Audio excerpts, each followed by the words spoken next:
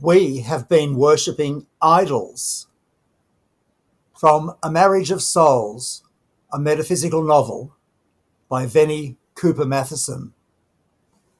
First, I would remind you that the word God, as used today, is most misleading and unscientific, both as applied to the deity of religionists and of the universe. It does not express what the higher thought teaches of the infinite life principle. The old idea of God was born in the mind of an infant race, who, because of their ignorance, could not conceive of the supreme principle of life being anything greater than a magnified man. They made God after their own image.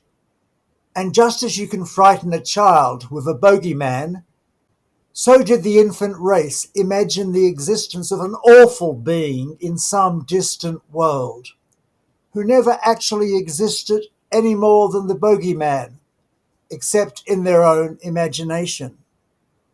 Then you must admit that no man can conceive of a God greater than his own mind.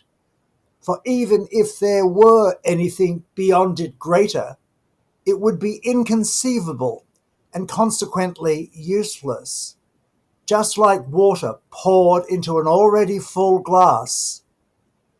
Therefore, we have for many centuries been worshipping idols.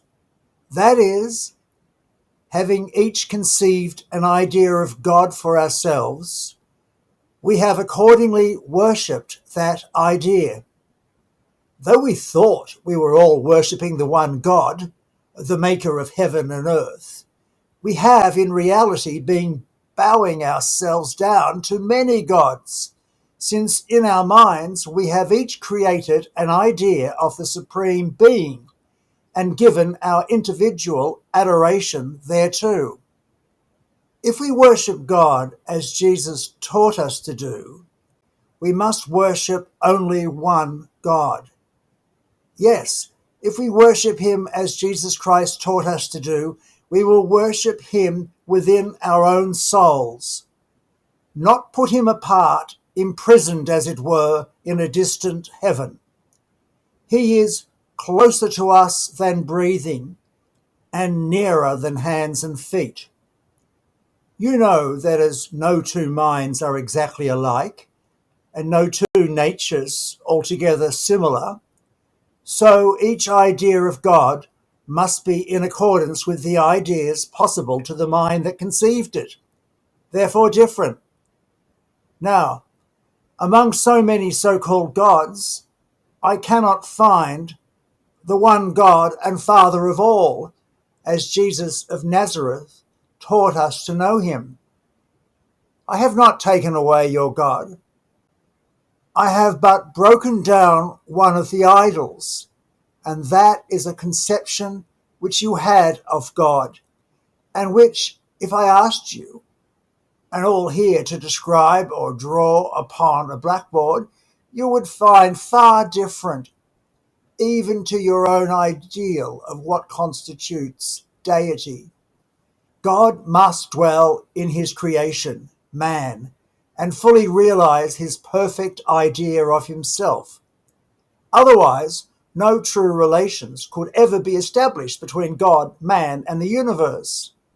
God, the All, is revealed in man, the All, forever and forever.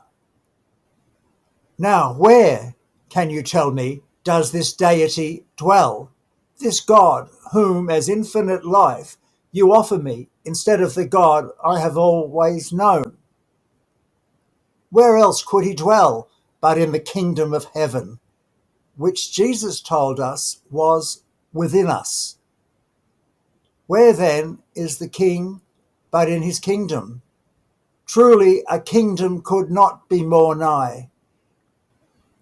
It is in the temple of our souls, our inner being, which is the true holy of holies, where the omnipresent one has his secret dwelling place.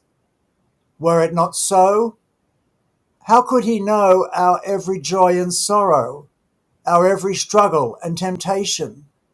How care for all our needs and supply them too, were he not part of us and we of him? How feel our every heartache and know our most secret thoughts, were he not enfolded in our very lives as the power of thought, the breath of life, the heartthrob of our being, the great love centre of all humanity? He is God in the bush, and the bush is not consumed. For God, the one life, is in the bush, humanity, and the creatures who hold that one life or fire within themselves are not consumed or destroyed when they do all things according to the higher laws of their being, as did his servant Moses. Then take thy shoes from off thy feet, for the place thou standest upon is holy ground.